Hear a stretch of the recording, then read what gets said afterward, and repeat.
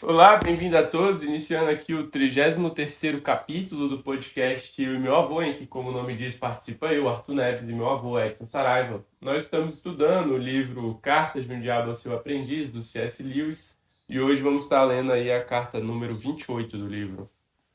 O senhor quer começar a fazer uma consideração?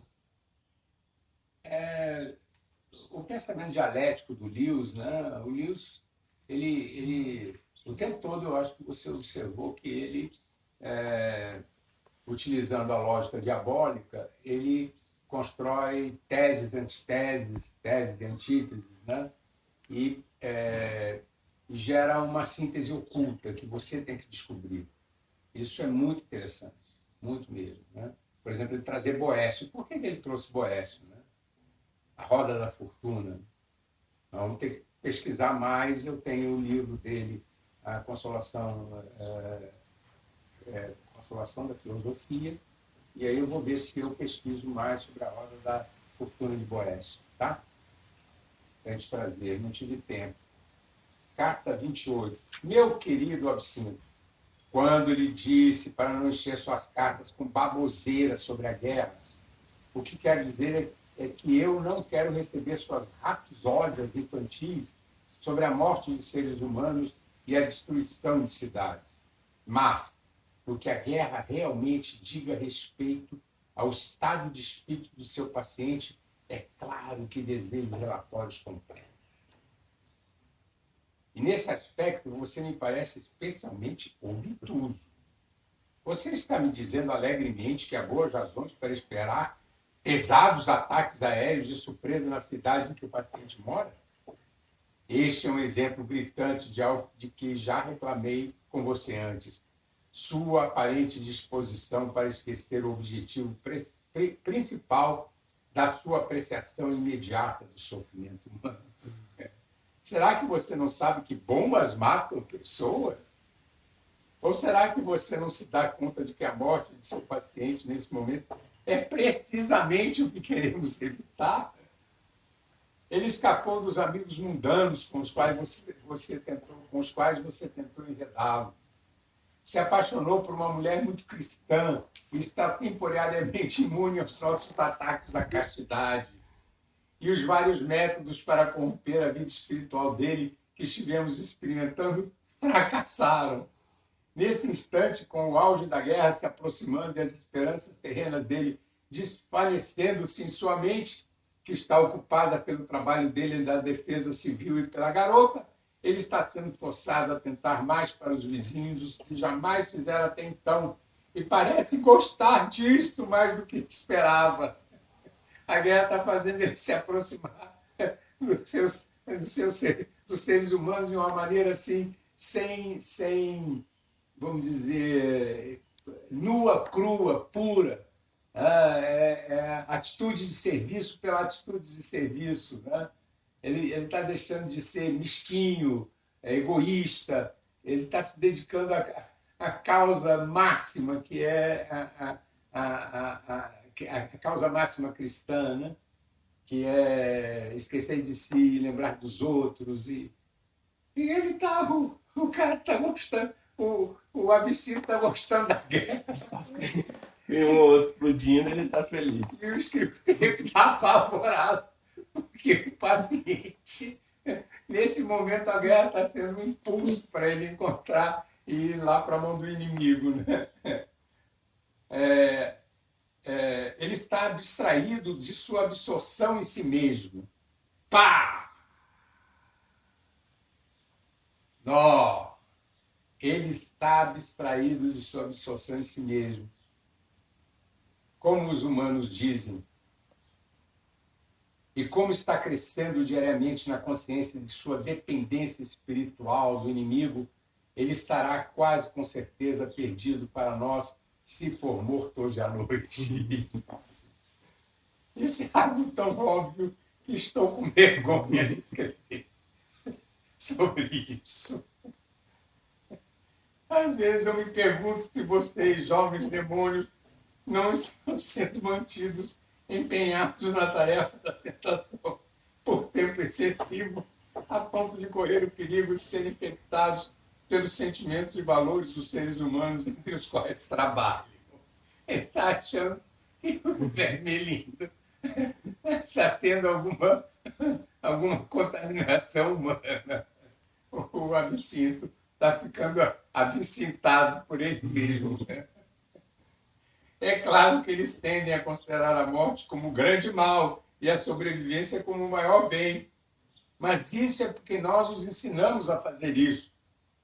Não se deixe contaminar por nossa própria propaganda. Não se deixe contaminar por nossa própria propaganda. Sei que parece estranho que o seu atual objetivo principal seja o mesmo pela qual a amante do paciente e a mãe dele estão orando. A amante no sentido da namorada. Isto é, sua segurança corpórea. Mas é assim mesmo. Você deve vigiá-lo como a menina dos seus olhos. Se ele morrer agora, você vai perdê-lo. Se ele sobreviver à guerra, sempre haverá esperança. O Lewis escreve muito bem, Arthur. Isso é tragicômico, né? Se ele morrer, perdemos. Mas se sobreviver, tem esperança. Se ele sobreviver, haverá alguma esperança. Vai, porque senão morreu o tempo todo. O inimigo o protegeu de você na primeira grande onda de tentações. Mas, se ao menos seu paciente puder ser mantido vivo, você terá como aliado o próprio tempo. Os longos, tediosos e monótonos anos da prosperidade ou da adversidade na meia-idade são ótimos climas de campanha. Veja, é tão difícil essas criaturas perseverarem nessa idade.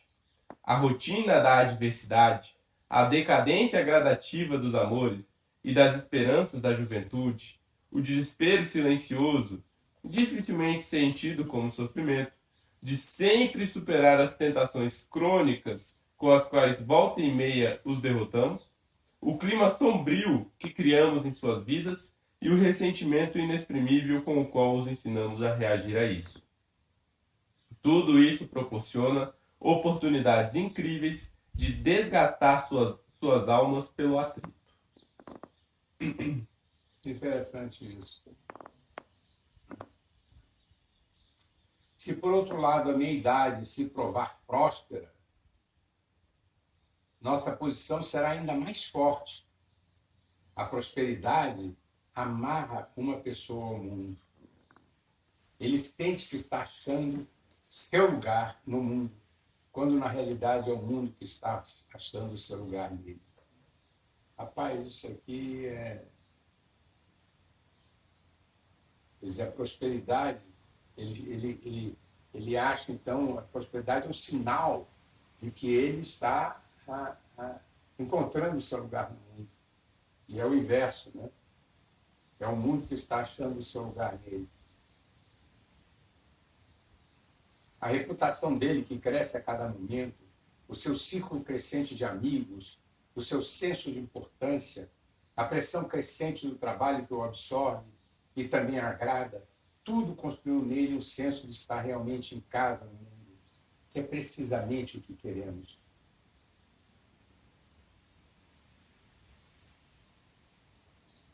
Você irá notar que os jovens, em geral, estão menos indispostos a morrer do que os de meia idade e os velhos. A verdade é que o inimigo, tendo estranhamente destinado esses animaizinhos medíocres à vida em seu próprio mundo eterno, resguardou-os de forma bastante eficaz do perigo de se sentir-se em casa em qualquer outro lugar. Pá! Rapaz, quando você procura em todas as etnias, você encontra uma coisa que é transversal ao ser humano.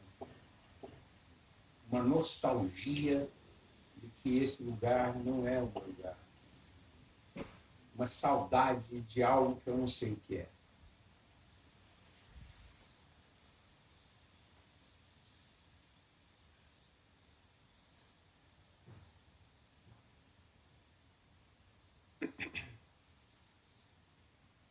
que eu vou sublinhar. Resguardou-os de forma bastante eficaz do perigo de sentir-se em casa em qualquer outro lugar. Eis porque temos que muitas vezes desejar vida longa para os nossos pacientes. 70 anos nunca é demais para a difícil tarefa de desvencilhar suas almas dos céus e fazer com que eles fiquem firmemente atados à terra. Enquanto são jovens, eles parecem sempre nos escapar pela tangente. Mesmo se urdirmos mantê-los ignorantes quanto à religião explícita, os ventos incalculáveis da fantasia, da música e da poesia, a mera face de uma garota, o cantar de um pássaro ou a vista do horizonte, estão sempre derrubando nossos castelos de areia. Eles nunca irão aplicar-se constantemente ao avanço mundano, às conexões prudentes e à política de segurança em primeiro lugar. O seu apetite pelos céus é tão inveterado que o nosso melhor método de atá-los à terra, nesse estágio, é fazer crer que a terra possa ser transformada em céu em algum momento do futuro pela política, pela genética, pela ciência, pela psicologia ou qualquer coisa do tipo. Demais, né?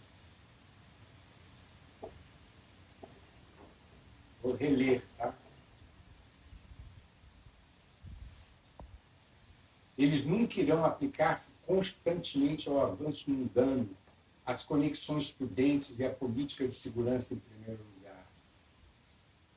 O seu apetite, por causa disso, porque eles estão, assim, facilmente eles se encantam com uma coisa ou outra, o sorriso de uma garota e tal, eles têm, é um período de encantamento também, um período de muita ilusão, mas também de muito encantamento.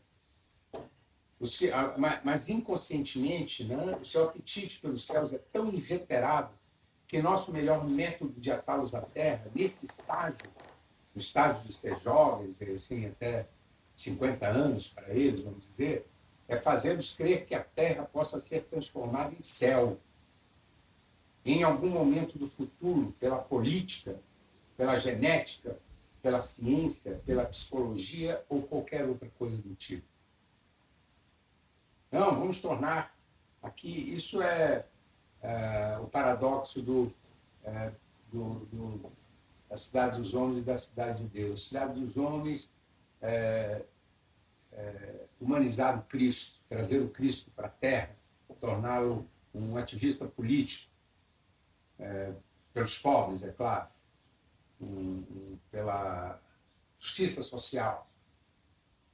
E a outra é humanizar o ser, cristianizar o ser humano, levá-lo aos céus.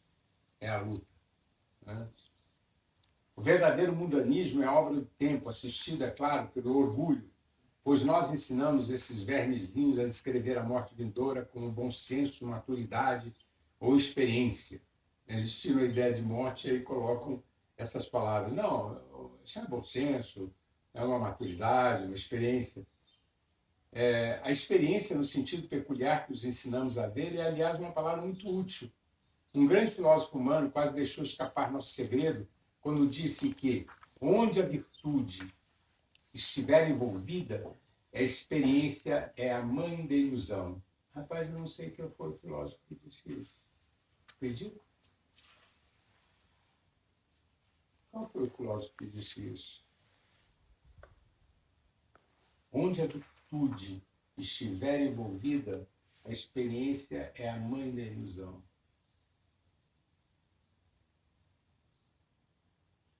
Mas graças a uma mudança na moda, e é claro que também em relação ao ponto de vista histórico, nós tornamos o seu livro amplamente inócuo. Eu vou procurar qual é esse livro.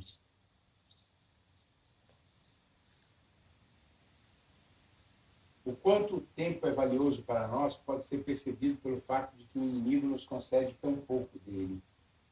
A maioria dos seres humanos morre na infância. Dos sobreviventes, boa parte morre na juventude.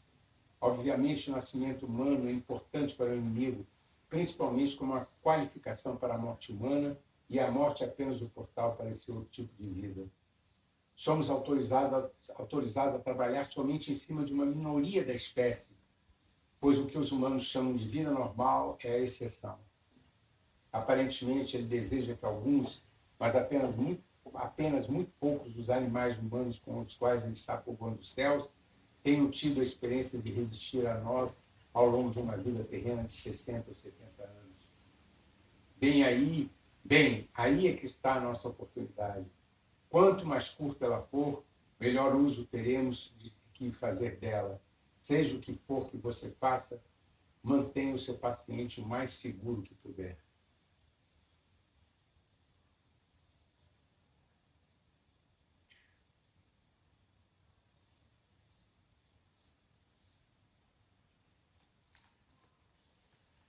A experiência de resistir a nós ao longo de uma vida terrena.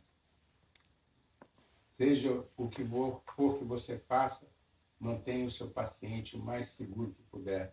Quer dizer, não deixe ele morrer na guerra, não deixa ele ficar seguro até 70 anos, que nós temos mais tempo para levá-lo para a casa do nosso pai. Quanto mais tempo ele viver, melhor para nós. Deixe ele seguro. Aí tem a 29, né? Estamos chegando. 30 e a 31. Estamos a 3 cartas de concluir, né? Isso. Então, acho que é isso, né? Então, grato aí a todos que nos acompanharam hoje. E na próxima quinta, às 18 horas, tem mais um. Abraço a todos.